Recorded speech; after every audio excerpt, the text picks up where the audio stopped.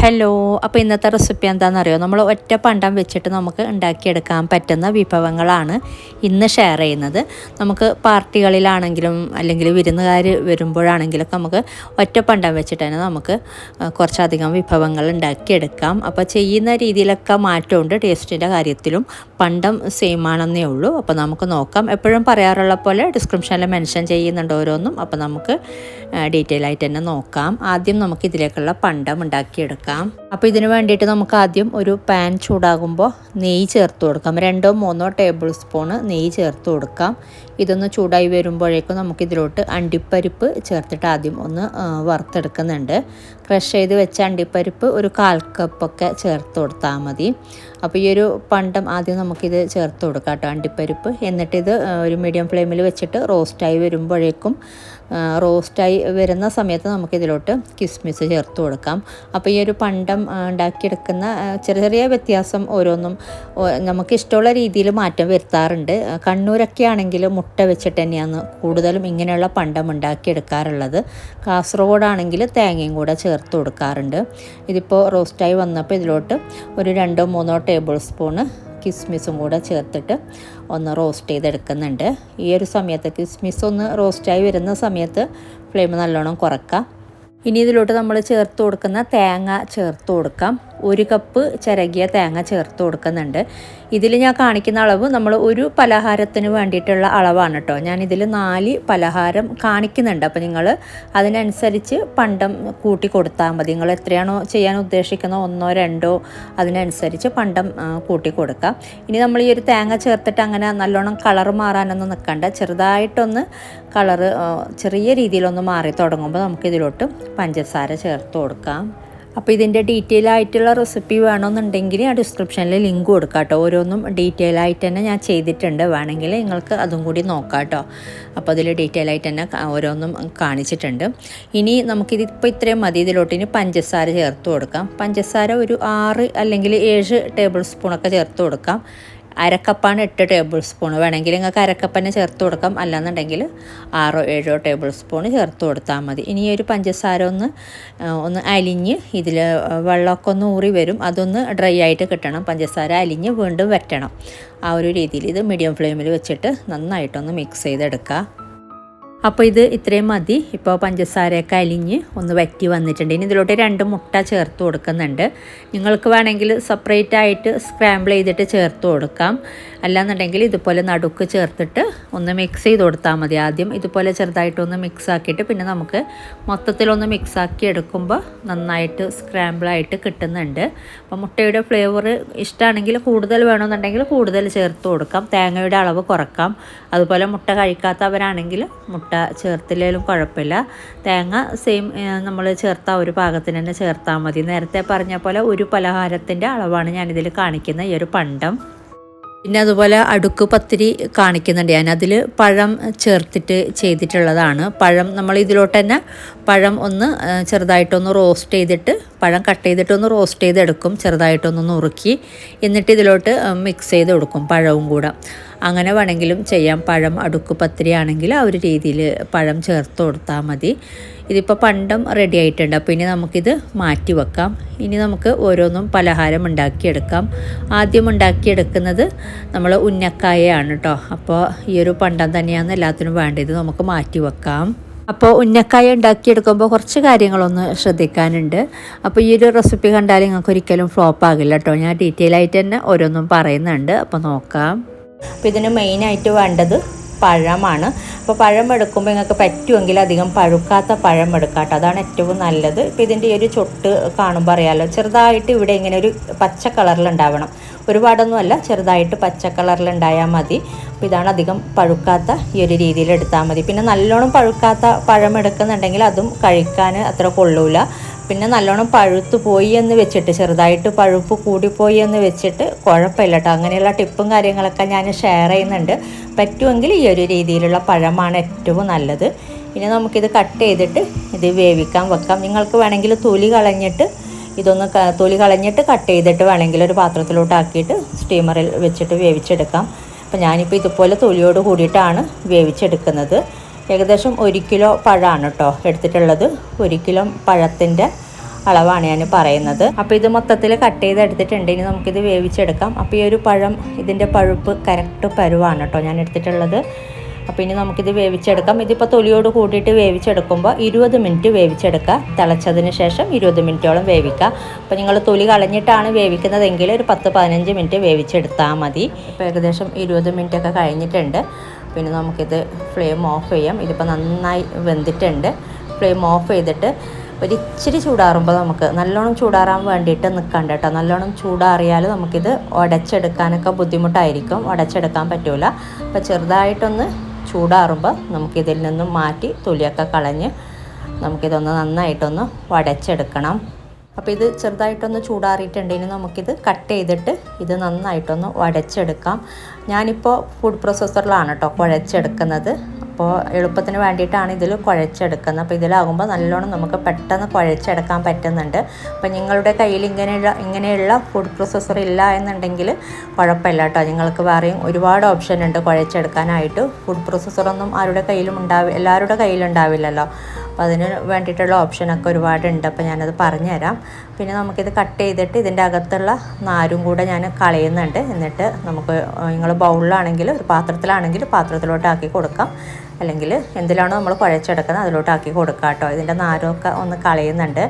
പിന്നെ ഇതിൻ്റെ ചൂടൊക്കെ കംപ്ലീറ്റ് പോയി എന്ന് വെച്ചിട്ട് കുഴപ്പമില്ല കേട്ടോ. നല്ലോണം ചൂടോടെയാണ് നമ്മൾ കുഴച്ചെടുക്കേണ്ടത്. അപ്പോൾ ചൂടൊക്കെ കംപ്ലീറ്റ് പോയെങ്കിൽ കുഴപ്പമില്ല, ജസ്റ്റ് ഒന്ന് ആവി കയറ്റി എടുത്താൽ മതി. അപ്പോൾ പെട്ടെന്ന് നമുക്കത് ചൂടായി കിട്ടുന്നുണ്ട്. അല്ലെങ്കിൽ ഓവനിൽ വെച്ചിട്ടൊരു 10-20 സെക്കൻഡ് ഓവനിൽ വെച്ചാൽ മതി. അപ്പോൾ നന്നായിട്ട് ചൂടായി കിട്ടും. ഇതിൻ്റെ തൊലിയൊക്കെ നാരൊക്കെ കളഞ്ഞിട്ട് ഒരു ബൗളിലാക്കിയിട്ട് വെച്ചാൽ മതി. അപ്പോൾ നമുക്ക് പിന്നെ പെട്ടെന്ന് കുഴച്ചെടുക്കാൻ പറ്റുന്നുണ്ട്. അപ്പോൾ കംപ്ലീറ്റ് ചൂട് പോയി എന്ന് വെച്ചിട്ട് പേടിക്കണ്ട. നമ്മളിങ്ങനെ നാരൊക്കെ കളയുമ്പോൾ ചെറുതായിട്ട് ചൂടൊക്കെ പോകാൻ ചാൻസ് ഉണ്ട്. ഇതിപ്പോൾ ചെറുതായിട്ട് ചൂടുണ്ട്. അപ്പോൾ നമുക്ക് ചൂടോടെ നാര് കളയാനും ബുദ്ധിമുട്ടാണ്. പിന്നെ നിങ്ങൾ ആദ്യം തന്നെ ഞാൻ നേരത്തെ പറഞ്ഞ പോലെ തൊലിയൊക്കെ കളഞ്ഞ് കട്ട് ചെയ്യുമ്പോൾ നാരൊക്കെ കളഞ്ഞിട്ട് വേണമെങ്കിൽ ഒരു ബൗളിലാക്കിയിട്ട് വേവിച്ചെടുക്കുന്നുണ്ടെങ്കിൽ ഒന്നും കൂടെ എളുപ്പമായിരിക്കും കേട്ടോ. അപ്പോൾ മൊത്തം കട്ട് ചെയ്തിട്ട് കൊടുത്തിട്ടുണ്ട്. പിന്നെ നിങ്ങൾ മിക്സിയുടെ ജാറിലിട്ടിട്ട് ബ്ലെൻഡ് ചെയ്യാതിരിക്കുക കേട്ടോ. അപ്പോൾ അങ്ങനെ ചെയ്യുമ്പോൾ ലൂസാവുന്നുണ്ട്. ഈ ഒരു പഴം നമ്മൾ അരച്ചെടുക്കുമ്പോൾ ലൂസായി കിട്ടുന്നുണ്ട്. അപ്പോൾ അങ്ങനെ ലൂസായിട്ടുണ്ടെങ്കിൽ അതിനുള്ള ടിപ്പ് ഉണ്ട്, ഞാൻ പിന്നെ പറഞ്ഞുതരാം. പക്ഷേ നമ്മൾ മിക്സിയുടെ ജാറിൽ ബ്ലെൻഡ് ചെയ്യാതിരിക്കുന്നതാണ് കേട്ടോ ഏറ്റവും നല്ലത്. ഇനി ഇതിലോട്ട് ഒരിച്ചിരി മഞ്ഞൾപ്പൊടി ചേർത്ത് കൊടുക്കാം. അതുപോലെ ഒരു 2 ടീസ്പൂണ് നെയ്യും കൂടെ ചേർത്ത് കൊടുക്കുന്നുണ്ട്. ഇനി നമുക്കിത് നന്നായിട്ട് ബ്ലെൻഡ് ചെയ്തെടുക്കാം. അപ്പോൾ നല്ലോണം ഉടഞ്ഞ് കിട്ടും. അപ്പോൾ ഇത് നന്നായി ബ്ലെൻഡാക്കി എടുത്തിട്ടുണ്ട്. നല്ലോണം ഉടഞ്ഞ് കിട്ടിയിട്ടുണ്ട്. പഴമൊക്കെ അധികം ലൂസായിട്ടൊന്നുമില്ല, കാണുമ്പോൾ തന്നെ അറിയാം നല്ല പാകത്തിനുള്ള പരുവം തന്നെ കിട്ടിയിട്ടുണ്ട്. ഒരു ബോൾസാക്കി എടുക്കാനുള്ള പരുവാണ് വേണ്ടത്. പിന്നെ കയ്യിൽ ഒട്ടിപ്പിടിക്കുന്നുണ്ടെങ്കിൽ ഒരിച്ചിരി നെയ്യ് കയ്യിൽ സ്പ്രെഡ് ചെയ്ത് കൊടുത്താൽ മതി, നെയ്യോ എണ്ണയോ.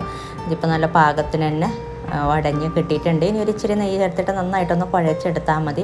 പിന്നെ മാവ് ലൂസായിട്ടുണ്ടെങ്കിൽ നമ്മളിങ്ങനെ ബ്ലെൻഡ് ചെയ്തെടുക്കുമ്പോൾ, അല്ലെങ്കിൽ മിക്സിയിൽ നിങ്ങൾ ബ്ലെൻഡ് ചെയ്തെടുക്കുന്നുണ്ടെങ്കിൽ, അല്ലെങ്കിൽ പഴം അധികം പഴുത്തു പോയിട്ടുണ്ടെങ്കിലൊക്കെ നല്ലോണം ലൂസായി പോകും. അപ്പോൾ അങ്ങനെയാണെങ്കിൽ ഒരു ഇച്ചിരി ബ്രെഡ് ക്രംസ് ചേർത്തിട്ട് നന്നായിട്ടൊന്ന് കുഴച്ചെടുത്താൽ മതി. ഒരുപാടൊന്നുമല്ല, ഒരു 3 ടേബിൾ സ്പൂണോ 4 ടേബിൾ സ്പൂണൊക്കെ ചേർത്ത് കൊടുക്കാം. ഇതിപ്പോൾ നല്ല പാകത്തിന് തന്നെ ആയിട്ടുണ്ട്. ഇനി നമുക്കിതൊരു പാത്രത്തിലോട്ട് മാറ്റാം. അപ്പോൾ ഇതൊരു പാത്രത്തിലോട്ട് മാറ്റിയിട്ടുണ്ട്. ഇനി ഒരു ഇച്ചിരി നെയ്യ് നമ്മൾ കയ്യിലൊക്കെ സ്പ്രെഡ് ചെയ്തിട്ട് വേണം ഇത് നന്നായിട്ടൊന്ന് കുഴച്ചെടുക്കാനായിട്ട്. പിന്നെ നിങ്ങൾക്ക് വേറൊരു രീതിയിൽ നമ്മൾ പഴം ഉടച്ചെടുക്കുന്നത് ഗ്രൈൻഡറിൽ നമ്മൾ അരക്കുന്ന ഗ്രൈൻഡർ ഉണ്ടല്ലോ, അതിലും പഴം ഉടച്ചെടുക്കാറുണ്ട്. പഴം അതിൽ അരച്ചെടുത്തിട്ട് അങ്ങനെ വേണമെങ്കിലും ചെയ്യാം. പക്ഷേ നമ്മൾ നല്ലോണം ഗ്രൈൻഡറൊക്കെ നല്ലോണം വാഷ് ചെയ്തിട്ട് വേണം അരച്ചെടുക്കാനായിട്ട്.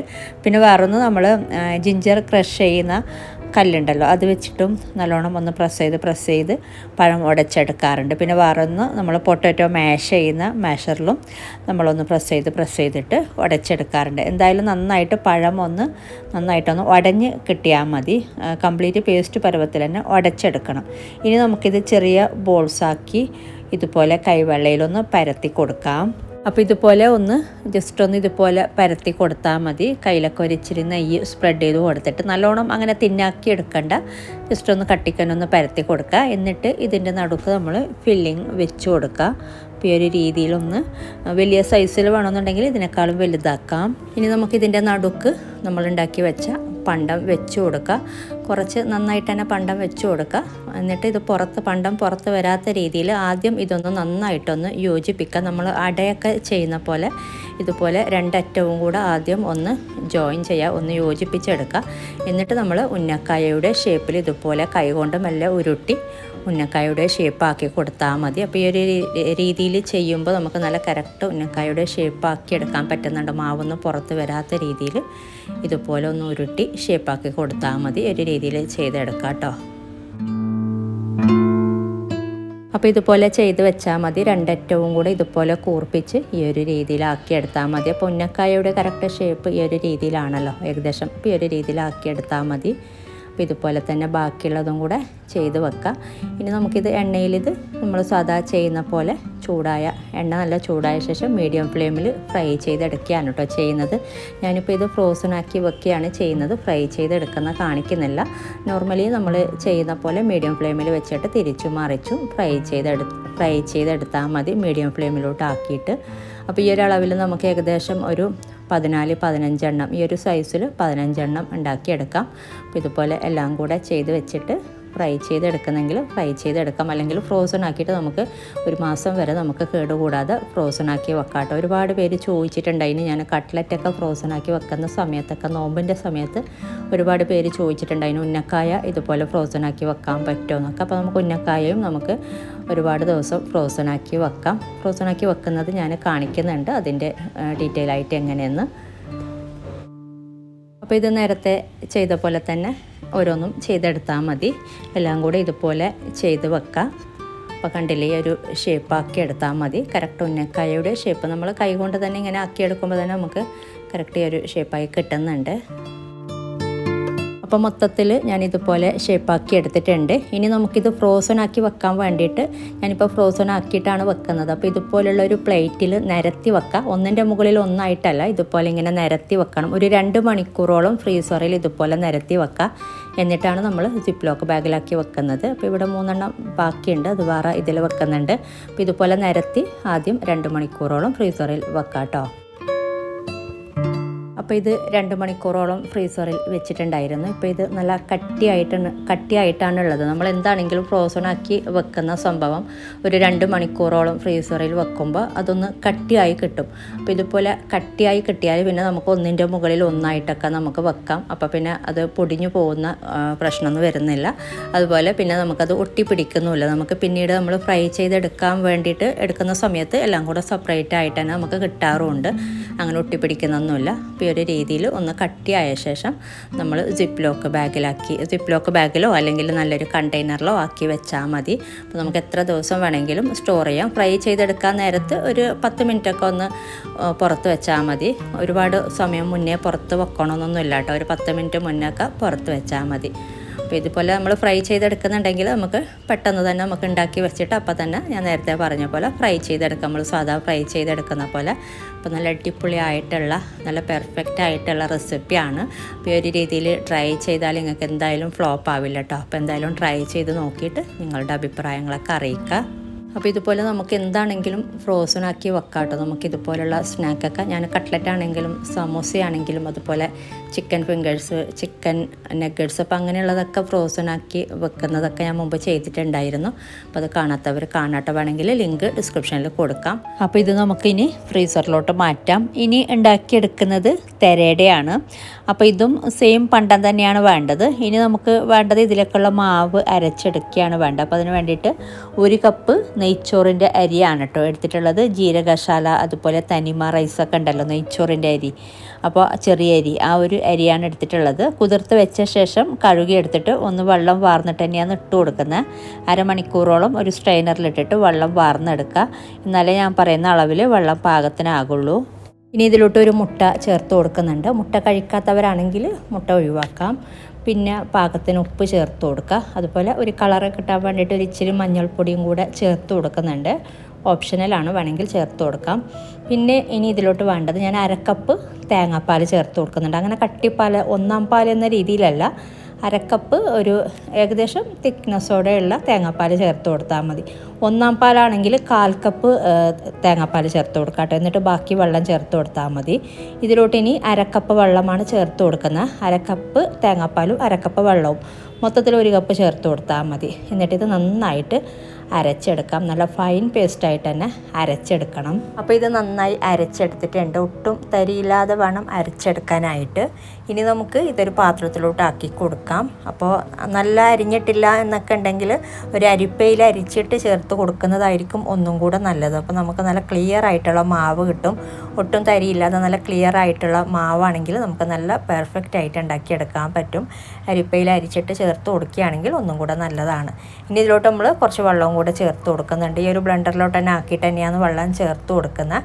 ഇനി ഇതിലേക്ക് ചേർക്കുന്ന വെള്ളം 2/4 കപ്പ്, 2 കപ്പ് അല്ലാന്നുണ്ടെങ്കിൽ 2/4 കപ്പ് ചേർത്ത് കൊടുത്താൽ മതി. അതിനേക്കാൾ കൂടുതൽ ചേർത്ത് കൊടുക്കണ്ട. 2 കപ്പ് അല്ല 2/4 കപ്പ് കേട്ടോ. നമ്മൾ ആദ്യം അരി ഇട്ട് കൊടുക്കുന്ന അതിൽ വെള്ളം ഒട്ടുമില്ല എന്നുണ്ടെങ്കിൽ നമുക്ക് 2/4 കപ്പ് ചേർത്ത് കൊടുക്കാം. അല്ലാന്നുണ്ടെങ്കിൽ 2 കപ്പ് ചേർത്ത് കൊടുത്താൽ മതി. അപ്പോൾ ഇതുപോലെ നല്ല ലൂസായിട്ടുള്ള മാവാണ് വേണ്ടത്. അപ്പോൾ ഞാൻ പറയുന്ന രീതിയിൽ തന്നെ വെള്ളം ചേർത്ത് കൊടുക്കുക. അപ്പോൾ നമുക്ക് നല്ല പെർഫെക്റ്റ് ആയിട്ട് നമുക്ക് ഉണ്ടാക്കിയെടുക്കാൻ പറ്റും. അപ്പോൾ ഈ ഒരു രീതിയിലാണ് കേട്ടോ മാവ് വേണ്ടത്. മൊത്തത്തിൽ ആദ്യം നമ്മൾ അരക്കുമ്പോൾ 1 കപ്പ് വെള്ളമായിരുന്നു ചേർത്ത് കൊടുത്തിട്ടുണ്ട്. അതിന് തേങ്ങാപ്പാലും കൂടെ കൂടിയിട്ടുള്ളത്. ഇനി നമുക്കിത് ചുട്ടെടുക്കാനായിട്ട് ഒരു തവ നല്ല ചൂടാവുമ്പോൾ ഇതിലോട്ട് എണ്ണ സ്പ്രെഡ് ചെയ്ത് കൊടുക്കുക. എന്നിട്ട് ഒരു തവി മാവ് ഇതുപോലെ ഒഴിച്ചു കൊടുക്കുക. ഇനി നമുക്ക് മാവ് നമ്മൾ ഒഴിച്ചു കൊടുക്കുമ്പോൾ കൂടുതലായിട്ടുണ്ടെന്നുണ്ടെങ്കിൽ ബാലൻസ് ഉള്ളത് ആ ഒരു ബൗളിലോട്ട് തന്നെ ഇട്ട് കൊടുത്താൽ മതി. ഞാനിപ്പോൾ ഒഴിച്ചു കൊടുത്തപ്പോൾ ഇതിൽ പാകത്തിന് തന്നെ ആയിട്ടുണ്ട്. അങ്ങനെ ബാലൻസ് ഒന്നും ഇല്ല അതിന്. പിന്നെ ഇത് മൂടി വെക്കേണ്ടതൊന്നും വേണ്ട. പെട്ടെന്ന് തന്നെ ഇത് നമുക്ക് വെന്ത് കിട്ടും. നല്ല തിന്നായിട്ടുള്ള ദോശയാണ്.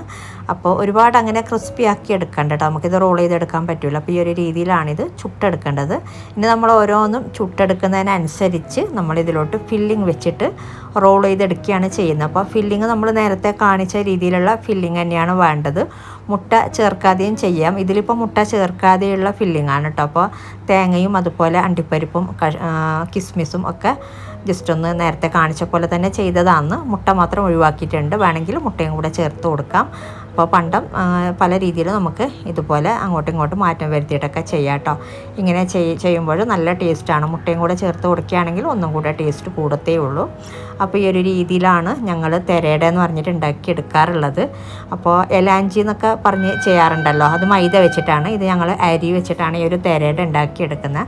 അപ്പോൾ നല്ല ടേസ്റ്റ് ഉണ്ട് കഴിക്കാനായിട്ട്. അപ്പോൾ ഈ ഒരു രീതിയിൽ ട്രൈ ചെയ്യാത്തവർ ട്രൈ ചെയ്ത് നോക്കാം. ഓരോന്ന് നമ്മളിങ്ങനെ ചുട്ടെടുക്കുന്നതിനനുസരിച്ച് നമ്മൾ ഫില്ലിങ് വെച്ച് റോൾ ചെയ്തെടുക്കുകയാണ് കേട്ടോ ചെയ്യുന്നത്. അപ്പോൾ കണ്ടില്ലേ, പണ്ടം സെയിം ആണെങ്കിൽ നമ്മൾ ഉണ്ടാക്കിയെടുക്കുന്ന രീതി മൊത്തത്തിൽ ഡിഫറെൻ്റ് ആണ്. ഈ ഒരു തെരേടയാണെങ്കിലും നേരത്തെ ഉണ്ടാക്കിയ ഉന്നക്കായ ആണെങ്കിലൊക്കെ. അപ്പോൾ ഇനി നമുക്ക് സെയിം പണ്ടം വെച്ചിട്ട് തന്നെ നമുക്ക് അടുക്കു പത്തിരി ഉണ്ടാക്കിയെടുക്കാം. അപ്പോൾ ഇതിന് വേണ്ടിയിട്ട് നമുക്ക് ആദ്യം മാവ് റെഡിയാക്കിയെടുക്കാം. 3 മുട്ടയാണ് കേട്ടോ ഒരു ബ്ലെൻഡറിലോട്ട് പൊട്ടിച്ചൊഴിക്കുന്നത്. അപ്പോൾ 3 മുട്ട ചേർത്ത് കൊടുത്തിട്ടുണ്ട്. ഇനി ഇതിലോട്ട് വേണ്ടത് പഞ്ചസാരയാണ്. 1/2 കപ്പ് പഞ്ചസാര ചേർത്ത് കൊടുത്തിട്ടുണ്ട്. അതുപോലെ 1 കപ്പ് മൈദയും കൂടെ ചേർത്ത് കൊടുക്കുന്നുണ്ട്. ഇനി വേണ്ടത് 1/2 കപ്പ് പാല് ചേർത്ത് കൊടുക്കാം. അതുപോലെ പാകത്തിനുള്ള ഉപ്പും കൂടെ ചേർത്തിട്ട് ഇത് ജസ്റ്റ് ഒന്ന് ബ്ലെൻഡ് ചെയ്തെടുക്കുക. പിന്നെ ഏലക്ക ഫ്ലേവർ ഇഷ്ടമാണെങ്കിൽ ഒരു ഇച്ചിരി ചേർത്ത് കൊടുക്കാം കേട്ടോ. ഇനി നമുക്കിത് എല്ലാം കൂടെ ജസ്റ്റ് ഒന്ന് ബ്ലെൻഡ് ചെയ്തെടുക്കാം. അപ്പോൾ ഇത് കുറച്ച് കട്ടി കൂടുതലുണ്ട് എന്ന് തോന്നുന്നുണ്ടെങ്കിൽ, എനിക്ക് കുറച്ചൊന്ന് തിക്കായിട്ട് അധികം തോന്നുന്നുണ്ട്. നിങ്ങൾക്ക് ഇതിൽ കാണുമ്പോൾ അത്ര മനസ്സിലാവുന്നുണ്ടാവില്ല. അപ്പോൾ ഞാനൊരു 2-3 ടേബിൾ സ്പൂൺ മാത്രം വെള്ളം ചേർത്ത് കൊടുത്താൽ മതി. കുറച്ചും കൂടെ കട്ടിയാണ് എന്ന് തോന്നുന്നുണ്ടെങ്കിൽ മാത്രം, അല്ലെങ്കിൽ ചേർത്ത് കൊടുക്കണമെന്നില്ല, ഓപ്ഷനലാണ്. ഞാനിപ്പോൾ ഒരു 2-3 ടേബിൾ സ്പൂൺ മാത്രം ചേർത്ത് കൊടുത്തിട്ടുണ്ട്. ഇപ്പോൾ ഇത് നല്ല പാകത്തിനായിട്ടുണ്ട്. നല്ല ലൂസായിട്ടുള്ള മാവല്ല, തിക്കായിട്ടുള്ള മാവ് തന്നെയാണ് വേണ്ടത്. അപ്പോൾ മാവ് റെഡി ആയിട്ടുണ്ട്, പാകത്തിനായിട്ടുണ്ട്. ഇനി നമുക്കിത് ഉണ്ടാക്കിയെടുക്കാം. അപ്പോൾ അതിന് വേണ്ടിയിട്ട് ഒരു പാൻ ചൂടാക്കുമ്പോൾ ഫ്ലെയിം നല്ലോണം കുറച്ച് വെച്ചിട്ട് ഇതുപോലെ ഒരു തവി മാവ് ഒഴിച്ചു കൊടുക്കുക. മാവ് ഇതുപോലെ ഒഴിച്ചു കൊടുത്തിട്ട് നമ്മളിത് നല്ലോണം കുക്കാകുന്നതിന് മുന്നേ തന്നെ ഇതിൻ്റെ ഒരു പകുതി ഭാഗത്തോട്ട് നമ്മൾ ഉണ്ടാക്കി വെച്ച പണ്ടം കുറേശ്ശെ വെതറി കൊടുക്കുകയാണ് ചെയ്യുന്നത്. ഒരുപാടൊന്നുമല്ല, കുറച്ചൊന്ന് വെതറി കൊടുത്താൽ മതി. അപ്പോൾ സെയിം നേരത്തെ കാണിച്ച ആ ഒരു പണ്ടം തന്നെയാണ് നമ്മൾ ഇതിലോട്ടും ചേർത്ത് കൊടുക്കുന്നത്. മുട്ട അടുക്ക് പത്തിരി ചെയ്യുമ്പോൾ ഇതിപ്പോൾ ഞാൻ പഴം കൂടി ഇതിലോട്ട് ചേർത്തന്നേ ഉള്ളൂ. അപ്പോൾ നമ്മൾ ആദ്യം ചെയ്ത മുട്ട വെച്ചിട്ട് ചെയ്ത പണ്ടവും ഇതിലോട്ട് നമുക്ക് ചേർത്ത് കൊടുക്കാം കേട്ടോ. അപ്പോൾ ഇനി നമ്മൾ ചെയ്യുന്നത് ഇതൊന്ന് മടക്കി കൊടുക്കുക. ഇങ്ങേ അറ്റത്ത് ഇതുപോലെ ഒന്ന് മെല്ലെ ഇളക്കി കൊടുത്തിട്ട് ഈ ഒരു പകുതി ഭാഗം ഇതുപോലെ മടക്കി കൊടുത്ത് ഒന്ന് പ്രസ് ചെയ്ത് കൊടുക്കാം കേട്ടോ. ഈ ഒരു അറ്റത്തൊക്കെ നല്ലോണം ഒന്ന് ഒട്ടിപ്പിടിക്കുന്ന രീതിയിൽ ചെറുതായിട്ടൊന്ന് പ്രസ് ചെയ്ത് കൊടുത്താൽ മതി. ഇതുപോലെ ചെയ്ത ശേഷം ഇനി നമ്മൾ ഈ ഒരു ബാക്കി ഭാഗത്തേക്ക് ഇതുപോലെ മാവ്, ഈ ഒരു ദോശയുടെ മുകൾ ഭാഗം ഇങ്ങനെ ഒരു കുറച്ച് ഭാഗം ഇതുപോലെ കവറാകുന്ന രീതിയിൽ തന്നെ മാവ് ഇട്ട് കൊടുക്കുക. ദോശക്കും കൂടെ ഒരു കുറച്ച് ഭാഗം ഇതുപോലെ മാവ് ഇട്ട് കൊടുക്കണം, ഞാൻ ചെയ്ത പോലെ. ഇനി ഇതും ചെറുതായിട്ടൊന്ന് കുക്കായി വരുമ്പോൾ, നല്ലോണം കുക്കാകുന്നതിന് മുന്നേ തന്നെ നമ്മൾ ഇതിലോട്ട് ഈ ഒരു പകുതി ഭാഗത്തോട്ട് നേരത്തെ ചെയ്ത പോലെ ഈ ഒരു പണ്ടം ഇട്ട് വെതറി കൊടുക്കുക. ഇങ്ങനെ കുറേശ്ശെയായിട്ട് വെതറി കൊടുത്താൽ മതി. ഇനി നമ്മൾ മറ്റേ അറ്റത്തുനിന്നാണ് കേട്ടോ ഇങ്ങോട്ടേക്ക് മടക്കി കൊടുക്കുന്നത്. നമ്മൾ പണ്ടം വെച്ച ഭാഗമല്ല, മറ്റേ അറ്റത്തുനിന്ന് ഇതുപോലെ മടക്കി കൊടുക്കുക. എന്നിട്ട് നന്നായിട്ടൊന്ന് പ്രസ് ചെയ്ത് കൊടുത്താൽ മതി. ഇനി വീണ്ടും നേരത്തെ ചെയ്ത പോലെ മാവ് ബാക്കി ഭാഗത്തോട്ട് മാവ് ഒഴിച്ചു കൊടുക്കുക. കുറച്ച് ദോശയുടെ മുകളിലായിട്ട് ഇതുപോലെ മാവ് ഒഴിച്ചു കൊടുത്താൽ മതി. ഇനി ഇതേപോലെ റിപ്പീറ്റ് ചെയ്യുക. നമ്മൾ ഉണ്ടാക്കി വെച്ച പണ്ടം അതുപോലെ ഈ ഒരു മാവൊക്കെ തീരുന്നവരെ ഇതുപോലെ റിപ്പീറ്റ് ചെയ്താൽ മതി. അപ്പോൾ നമ്മളിങ്ങനെ ലെയർ കൂടുമ്പോഴേക്കും നമുക്ക് ഇതുപോലെ ഇങ്ങനെ മടക്കി കൊടുക്കാനൊക്കെ കുറച്ച് ബുദ്ധിമുട്ടായിരിക്കും. സാവധാനം വേണം മടക്കി കൊടുക്കാനായിട്ട്. അങ്ങനെ ബുദ്ധിമുട്ടില്ല കേട്ടോ, ഒന്ന് സാവധാനം മടക്കി ഇതുപോലെ ഒന്ന് മടക്കി കൊടുത്താൽ മതി. ഈ ഒരു രീതിയിൽ മൊത്തത്തിൽ ചെയ്തെടുക്കുക. അപ്പോൾ കുറേ ലെയറാകുന്ന നേരത്തൊക്കെ ഇതുപോലെ ഒന്ന് നടുക്കൊക്കെ ഇതുപോലെ പ്രസ് ചെയ്ത് കൊടുക്കുക. അപ്പോൾ നമുക്കൊന്ന് ലെവലായി കിട്ടും. അല്ലെങ്കിൽ നടുക്ക് മാത്രം കുറച്ചങ്ങനെ പൊങ്ങി ഉണ്ടാവും. അപ്പോൾ അതിന് വേണ്ടിയിട്ട് ഇതുപോലെ ഒന്ന് പ്രസ് ചെയ്ത് കൊടുത്താൽ മതി. അപ്പോൾ ഒന്ന് ലെവലായി കിട്ടും. അപ്പോൾ മൊത്തത്തിൽ നമ്മളെടുത്ത് വെച്ച പണ്ടം അതുപോലെ മാവ് ഒക്കെ ഇതുപോലെ നേരത്തെ കാണിച്ച പോലെ ലെയർ ചെയ്തെടുത്തിട്ടുണ്ട്. കുറച്ച് മാവ് ബാക്കി വെച്ചിട്ടുണ്ട്. അത് ഇതിൻ്റെ അറ്റത്തൊന്ന് കുറച്ചൊന്ന് ഒഴിച്ചു കൊടുക്കാനാണ്. അപ്പോൾ നമ്മളിങ്ങനെ ഒഴിച്ചു കൊടുക്കുമ്പോൾ ഈ ഒരു ഇതിൻ്റെ മുകളിലായിട്ട് അറ്റത്ത് മാത്രമായിട്ട് ഒഴിച്ചു കൊടുക്കാം കേട്ടോ. ആ സൈഡൊക്കെ ഒന്ന് ഒട്ടി കിട്ടാൻ വേണ്ടിയിട്ടാണ്. അങ്ങേ അറ്റത്ത് മാത്രമായിട്ട് ഒന്ന് കവറാക്കി എടുക്കുക. അപ്പോൾ ഇങ്ങനെ ചെയ്യുമ്പോൾ നമ്മളെപ്പോഴും പാനിൻ്റെ സൈഡ് ഉണ്ടല്ലോ, അതിലോട്ട് നല്ലോണം അടുപ്പിച്ച് വെച്ചിട്ട് വേണം ചെയ്യാനായിട്ട്. ഞാനിപ്പോൾ കുറച്ചൊന്ന് ഗ്യാപ്പ് ഉള്ളതുകൊണ്ട് അതിങ്ങനെ ഒലിച്ചു പോകുന്നുണ്ട്. അതുപോലെ കുറച്ച് കട്ടിയുള്ള മാവാണെങ്കിൽ എന്തായാലും നമ്മളിങ്ങനെ ഇട്ട് കൊടുക്കുമ്പോൾ തന്നെ നിൽക്കും. ഇതിപ്പോൾ അത്ര കട്ടിയുള്ള മാവല്ലല്ലോ. അപ്പോൾ അതുകൊണ്ട് അറ്റത്ത് വെച്ചിട്ട് വേണം നമ്മൾ പാനിലോട്ട് ടച്ച് ചെയ്തിട്ട് വേണം ഇട്ട് കൊടുക്കാനായിട്ട്. അപ്പോൾ മൊത്തത്തിൽ ഇതിൽ തന്നെ ഈ ഒരു സൈഡൊക്കെ നല്ലോണം ഒന്ന് പെട്ടെന്ന് ഒട്ടി കിട്ടും. ഞാനിപ്പോൾ ജസ്റ്റ് ഇതുപോലെ ഒന്ന് ആക്കി കൊടുക്കുന്നുണ്ട്. നിങ്ങൾ ഇത്രയും ഗ്യാപ്പ് വെക്കാതെ നല്ലോണം പാനിലോട്ട് ഒന്ന് അടുപ്പിച്ച് വെച്ചാൽ മതി. അപ്പോൾ എന്തായാലും നന്നായിട്ട് തന്നെ ഒട്ടി കിട്ടും. അത് ഒട്ടി കിട്ടുന്നുണ്ട്, എന്തായാലും കുഴപ്പമില്ല. എന്നാലും ഒന്നും കൂടെ അങ്ങനെ ചെയ്യുന്നതായിരിക്കും കേട്ടോ, കുറച്ചും കൂടെ എളുപ്പം. നല്ലോണം അടുപ്പിച്ച് വെക്കുന്നതായിരിക്കും. ഇനി ഇതുപോലെ ചെയ്തിട്ട് നമുക്കിതൊന്ന് തിരിച്ചിട്ട് കൊടുക്കാം.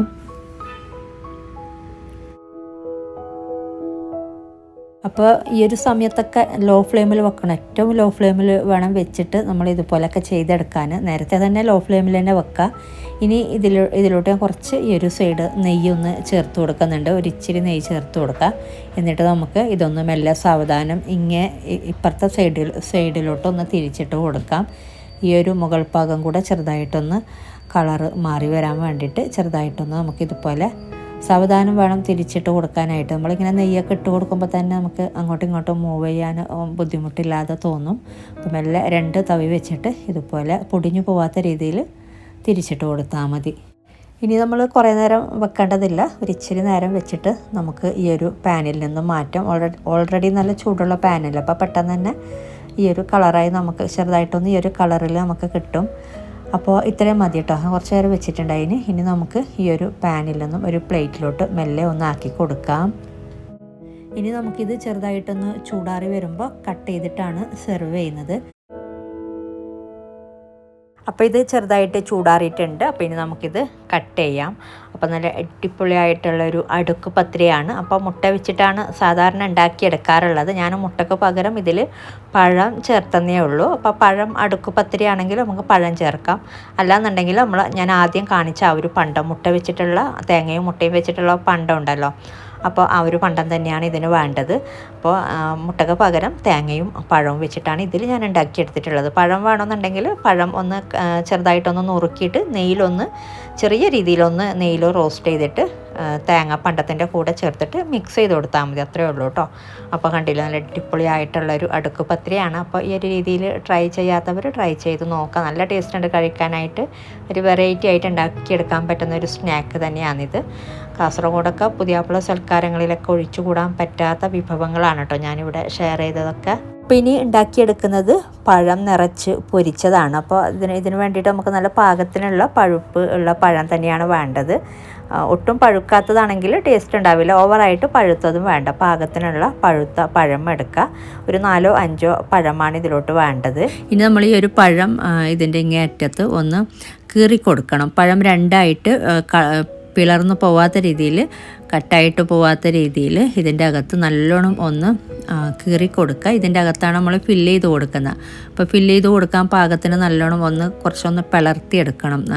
രണ്ടായിട്ട് പഴം കട്ടാവാത്ത രീതിയിൽ ഇതിൻ്റെ അകത്തൊന്ന് ഇതുപോലെ നന്നായിട്ടൊന്ന് ഫില്ലിങ് വെച്ച് കൊടുക്കാൻ പാകത്തിനൊന്ന് പിളർത്തിയെടുക്കാട്ടെ ഒരു രീതിയിൽ. അപ്പോൾ ഇതുപോലെ പഴം കട്ടാകാത്ത രീതിയിൽ നന്നായിട്ട് ഇതുപോലെ ഇതിൻ്റെ അകത്ത് സ്പേസ് ആക്കി കൊടുക്കുക. ഇതിപ്പോൾ ഇത്രയും മതി. ഇനി നമുക്ക് നമ്മളുണ്ടാക്കി വെച്ച ഈ ഒരു പണ്ടം കുറേശ്ശെ ഫില്ല് ചെയ്ത് കൊടുക്കാം. പക്ഷെ അങ്ങനെ ഒരു ഇച്ചിരി മാത്രമല്ല, ഇതിൻ്റെ അകത്ത് കുറച്ചധികം നമുക്ക് എത്രത്തോളം പറ്റുന്നുണ്ടോ അത്രയും നമുക്ക് പണ്ടം ഇട്ട് കൊടുക്കാം. അങ്ങനെ കുറച്ച് മാത്രം ഇട്ട് കൊടുക്കുമ്പോൾ കഴിക്കാൻ അത്ര പണ്ടത്തിൻ്റെ ആ ഒരു ഇത് വരില്ല. അപ്പോൾ കുറച്ചധികം പറ്റുന്ന രീതിയിൽ ആഴത്തിൽ തന്നെ കുറച്ച് ഇങ്ങനെ നിറച്ച് കൊടുക്കാം കേട്ടോ. ഒന്ന് പ്രസ് ചെയ്തിട്ട് ഇട്ട് കൊടുക്കുക. പിന്നെ ഈ ഒരു പഴം നിറച്ച് പൊരിച്ചത് പല രീതിയിലും ചെയ്യാറുണ്ട്. നമ്മൾ ആദ്യം ഒന്ന് ഫ്രൈ ചെയ്തെടുത്ത ശേഷം ഫില്ലിങ് വെച്ച് കൊടുക്കാറുണ്ട്. ഈ ഒരു ഫില്ലിങ് നമ്മൾ ഫ്രൈ ചെയ്തെടുത്ത ശേഷം അങ്ങനെയും ചെയ്യാറുണ്ട്. അല്ലാന്നുണ്ടെങ്കിൽ ഇതുപോലെയും ചെയ്തെടുക്കാം. പിന്നെ വേറൊരു രീതിയിൽ നമ്മൾ ഇതുപോലെ ഫില്ല് ചെയ്ത് കൊടുത്തിട്ട് മൈദമാവിലൊക്കെ ഡിപ്പ് ചെയ്തിട്ട്, പഴംപൊരി ചെയ്യുന്ന പോലെ മൈദമാവിൽ ഡിപ്പ് ചെയ്തിട്ട് എണ്ണയിൽ ഫ്രൈ ചെയ്തെടുക്കാറുണ്ട്. അങ്ങനെയും ചെയ്യാറുണ്ട്. പിന്നെ വേറെ നമ്മൾ പഴം ആദ്യം ഒന്ന് വേവിച്ചെടുക്കും. ഇങ്ങനെ കീറി കൊടുക്കാതെ മൊത്തത്തിൽ പഴം വേവിച്ചെടുത്തിട്ട് പിന്നെ നമ്മൾ ഇതുപോലുള്ള ഫില്ലിങ്ങൊക്കെ മുകളിലോട്ടൊക്കെ വെതറി കൊടുത്തിട്ട് അങ്ങനെയും കഴിക്കാറുണ്ട്. അങ്ങനെ പല രീതിയിലും ചെയ്യാറുണ്ട്. ഇതിപ്പോൾ കണ്ടില്ലേ, ഈ ഒരു രീതിയിൽ ഫില്ലിങ് വെച്ച് കൊടുക്കുക. ഇനി ഇതിലോട്ട് വേണ്ടത് ഒരു കാര്യം കൂടെ, നമ്മളിതൊന്ന് കവർ ചെയ്തെടുക്കാനുണ്ട്. അപ്പോൾ അതിന് വേണ്ടിയിട്ട് നല്ല തിക്കായിട്ടുള്ള ഒരു മൈദ വെച്ചിട്ടുള്ള ഒരു പേസ്റ്റ് ഉണ്ടാക്കിയെടുത്തിട്ടുണ്ട്. തിക്കായിട്ടുള്ള മാവൻ ഉണ്ടാക്കിയെടുക്കുക. എന്നിട്ട് ഇതിൻ്റെ മുകളിലോട്ട് നമ്മൾ ഈ ഒരു ഫില്ല് ചെയ്ത് കൊടുത്ത പാകം ഒന്ന് കവർ ചെയ്യാനായിട്ട് ഇങ്ങനെ ഇട്ട് കൊടുക്കുക കേട്ടോ. ഇങ്ങനെ നമ്മൾ ഓരോന്ന് ഇങ്ങനെ ഇട്ട് കൊടുക്കുമ്പോഴും നമുക്ക് എണ്ണയിലോട്ടല്ല, നെയ്യിലാണ് ഇത് ഫ്രൈ ചെയ്തെടുക്കുന്നത്. എണ്ണയിലും ചെയ്യുന്നുണ്ട്. അപ്പോൾ അങ്ങനെ ചെയ്യാം കേട്ടോ. അല്ലെങ്കിൽ മൊത്തത്തിൽ നമ്മൾ ആദ്യം ഫില്ല് ചെയ്ത് കൊടുത്തിട്ട് പിന്നെ മൈദമാവ് പിന്നീട് ഇട്ട് കൊടുത്താൽ മതി. മൈദമാവ് ഇട്ടിട്ട് നമുക്ക് പ്ലേറ്റിൽ വെക്കാനൊക്കെ ഒരു ഇച്ചിരി ബുദ്ധിമുട്ടായിരിക്കും. അപ്പോൾ ഇതുപോലെ നമ്മൾ എല്ലാ പഴവും ഇതുപോലെ ഒന്ന് ഫില്ല് ചെയ്ത് കൊടുത്ത ശേഷം നമ്മൾ ഓരോന്നിലോട്ടും മൈദമാവ് മുകളിലോട്ട് ഇട്ട് കൊടുത്തിട്ട് നമ്മൾ ഫ്രൈ ചെയ്യാനായിട്ട് പാനിലോട്ട് അല്ലെങ്കിൽ കടായിലോട്ട് ഇട്ട് കൊടുത്താൽ മതി. അങ്ങനെ ചെയ്യാം കേട്ടോ. അല്ലെങ്കിൽ നിങ്ങൾക്ക് ഓരോന്നായിട്ട് മൈദമാവും കൂടെ ഇട്ട് കൊടുത്തിട്ട് പ്ലേറ്റിൽ വെക്കുമ്പോൾ നമുക്കങ്ങനെ നമ്മൾ വെക്കുന്ന രീതിയിൽ തന്നെ അങ്ങനെ ചരിഞ്ഞു പോകുമ്പോൾ ആ ഒരു മൈദമാവൊക്കെ ഒന്ന് അങ്ങോട്ടും ഇങ്ങോട്ടൊക്കെ ഡിപ്പാവും. അപ്പോൾ അതിന് വേണ്ടിയിട്ടാണ്. അപ്പോൾ ഞാനിതിപ്പോൾ ജസ്റ്റ് കാണിക്കാൻ വേണ്ടിയിട്ട് ഈ ഒരു രീതിയിലാണ് നമ്മളെല്ലാ പഴവും ഇതുപോലെ പഴത്തിൻ്റെ അകത്ത് ഫില്ല് ചെയ്ത് കൊടുത്താൽ മതി. പണ്ടം ഈ ഒരു രീതിയിൽ തന്നെ നേരത്തെ കാണിച്ച പോലെ തന്നെ. അപ്പോൾ എല്ലാ പഴവും ഇതുപോലെ ഫില്ല് ചെയ്തിട്ട് നമ്മൾ ഫ്രൈ ചെയ്യാൻ നേരത്ത് മൈദമാവും കൂടെ മുകളിലോട്ട് ഇട്ട് കൊടുത്തിട്ട് ഫ്രൈ ചെയ്താൽ മതി, കവർ ചെയ്തിട്ട്. അപ്പോൾ ഫ്രൈ ചെയ്തെടുക്കുന്നത് നെയ്യിൽ ചെയ്യുമ്പോഴാണ് കൂടുതൽ ടേസ്റ്റ്. എണ്ണയിലും ചെയ്യാറുണ്ട്, പക്ഷേ ഒന്നും കൂടെ കൂടുതൽ ടേസ്റ്റ് നെയ്യിൽ ചെയ്യുമ്പോഴാണ്, ഈ ഒരു രീതിയിൽ ചെയ്യുമ്പോൾ. ഇനി നമുക്ക് ഫ്രൈ ചെയ്തെടുക്കാനായിട്ട് നെയ്യ് ചേർത്ത് കൊടുക്കാം. കുറച്ചധികം നെയ്യ് ചേർത്ത് കൊടുക്കുന്നുണ്ട്. ഒരു 1/4 കപ്പോളം ചേർത്ത് കൊടുക്കുന്നുണ്ടെങ്കിൽ കുറച്ച് നെയ്യ് ചേർത്തിട്ടും ചെയ്യാം കേട്ടോ, കുഴപ്പമില്ല. ഇനി നമ്മൾ പഴം ഇട്ട് കൊടുക്കുമ്പോൾ ഒന്ന് നമ്മൾ മൈദമാവ് ഇട്ട് കൊടുത്ത പാകം കമഴ്ത്തി കൊടുത്തിട്ട് ചെയ്യാറുണ്ട്. അങ്ങനെ ചെയ്യുന്നുണ്ടെങ്കിൽ അങ്ങോട്ടും ഇട്ടപാടെ തന്നെ അങ്ങോട്ടും ഇങ്ങോട്ടും മൂവ് ചെയ്യാതെ ഇട്ട് കൊടുക്കാം കേട്ടോ. അല്ലെങ്കിൽ അത് സ്പോയിലായി പോവും. പിന്നെ അല്ലെങ്കിൽ ഇതുപോലെ ഇട്ട് കൊടുത്തിട്ട് നമുക്കിങ്ങനെ പെട്ടെന്ന് തന്നെ ഈ ഒരു ചൂട് നെയ്യ് ഇതിൻ്റെ മുകളിലോട്ടൊന്ന് തൂകി കൊടുത്താൽ മതി. അപ്പോൾ നമുക്ക് മൈദമാവ് പെട്ടെന്ന് അത് ചെറുതായിട്ട് കുക്കാകും. അപ്പോൾ അങ്ങോട്ടും ഇങ്ങോട്ടും അത് ഒഴുകി പോവില്ല. അപ്പോൾ അതിന് വേണ്ടിയിട്ടാണ്. നമുക്ക് സ്ട്രൈറ്റായിട്ട് വെച്ച് കൊടുക്കാൻ പറ്റുന്നില്ല എന്നുണ്ടെങ്കിൽ നമ്മൾ ഇങ്ങനെ സൈഡിലോട്ടൊക്കെ ചിലപ്പോൾ നമ്മൾ വെക്കുന്ന രീതിയിലായിരിക്കില്ല. അങ്ങനെ ഇട്ട് കൊടുക്കാൻ പറ്റാതെ വരുമ്പോൾ ഇതുപോലെ പെട്ടെന്ന് ചൂട് നെയ്യ് തൂകി കൊടുത്താൽ മതി. അപ്പോൾ ഞാൻ 2 എണ്ണം മാത്രമാണ് ഇതിലിട്ട് കൊടുത്തിട്ടുള്ളത്. അപ്പോൾ കൂടുതൽ ചേർത്ത് കൊടുക്കാം കേട്ടോ. ആദ്യം 2 എണ്ണം വെച്ചിട്ടാണ് ഞാനിപ്പോൾ കാണിക്കുന്നത്. അപ്പോൾ നമ്മളിത് ഒരു സൈഡ് ഫ്രൈ ആയി വരുമ്പോൾ ഇങ്ങനെ തിരിച്ചിട്ട് കൊടുക്കണം. എല്ലാ സൈഡും അങ്ങോട്ടും ഇങ്ങോട്ടും നമ്മൾ ആക്കി കൊടുത്തിട്ട് മൊത്തത്തിൽ എല്ലാ സൈഡും നല്ലൊരു ലൈറ്റ് ബ്രൗൺ കളർ ആകുന്നവരെ ഫ്രൈ ചെയ്തെടുക്കുക. സൈഡിലോട്ടൊക്കെ ഇങ്ങനെ സൈഡും കൂടെ ഫ്രൈ ആയി വരുന്ന രീതിയിലൊക്കെ ഇങ്ങനെ തിരിച്ചിട്ടൊക്കെ ഇട്ട് കൊടുക്കുക കേട്ടോ, 4 സൈഡും. എന്നിട്ട് നമുക്കിത് മാറ്റാം. ഇതുപോലെ ബാക്കിയുള്ളതും കൂടെ ഫ്രൈ ചെയ്തെടുത്താൽ മതി. ഈ ഒരു രീതിയിൽ ചെയ്തെടുക്കുമ്പോൾ നല്ല ടേസ്റ്റ് ഉണ്ട് കഴിക്കാനായിട്ട്. അകത്തുള്ള ഫില്ലിങ്ങും ഒക്കെ ആയിട്ട് ഇതിപ്പോൾ ആയിട്ടുണ്ട്. ഇപ്പോൾ കണ്ടില്ലേ? ഇനി നമുക്കിത് മാറ്റാം. അപ്പോൾ എല്ലാ സൈഡും മുരിഞ്ഞ് വരുന്ന രീതിയിൽ തിരിച്ചും മറിച്ചും ആക്കി കൊടുത്തിട്ടുണ്ട്. അതിന് ഈ ഒരു രീതിയിൽ ഫ്രൈ ചെയ്തിട്ട് എടുത്താൽ മതി. അപ്പോൾ ഇത് നമുക്ക് മാറ്റാം. ഇനി ബാക്കിയുള്ളതും കൂടെ നമുക്ക് ഇതുപോലെ ഫ്രൈ ചെയ്തെടുക്കുക. അപ്പോൾ ഈ ഒരു രീതിയിൽ കഴിക്കാത്തവരുണ്ടെങ്കിൽ, ട്രൈ ചെയ്യാത്തവരുണ്ടെങ്കിൽ ഒന്ന് ട്രൈ ചെയ്ത് നോക്കാം. നല്ല ടേസ്റ്റ് ഉണ്ട് കഴിക്കാനായിട്ട്. അപ്പോൾ നേരത്തെ പറഞ്ഞ പോലെ നിങ്ങൾക്ക് കുറച്ച് നെയ്യ് ചേർത്തിട്ട് ഷാലോ ഫ്രൈ ചെയ്യുന്ന രീതിയിൽ അങ്ങനെയും ചെയ്യാം കേട്ടോ. ഇതിപ്പോൾ ഞാൻ മാറ്റിയിട്ടുണ്ട്. അപ്പോൾ ഈ ഒരു രീതിയിലാണ് കേട്ടോ ഫ്രൈ ചെയ്തെടുക്കേണ്ടത്. ഇനി ബാക്കിയുള്ളതും കൂടെ ഫ്രൈ ചെയ്തെടുക്കുന്നുണ്ട്. അപ്പോൾ ഇതൊക്കെയാണ് ഇന്നത്തെ വീഡിയോയിൽ. അപ്പോൾ ഇന്നത്തെ വീഡിയോ ഇഷ്ടമായാൽ ലൈക്ക് ചെയ്യാനും കമൻറ്റ് ചെയ്യാനും ഷെയർ ചെയ്യാനും മറക്കരുത്. അതുപോലെ നിങ്ങൾ സബ്സ്ക്രൈബ് ചെയ്യാത്തവരാണ് വീഡിയോ കാണുന്നതെങ്കിൽ സബ്സ്ക്രൈബ് ചെയ്യാനും മറക്കരുത് കേട്ടോ. അപ്പോൾ ഇതുപോലെ നല്ല റെസിപ്പിയുമായിട്ട് മറ്റൊരു വീഡിയോയിൽ കാണാം. താങ്ക്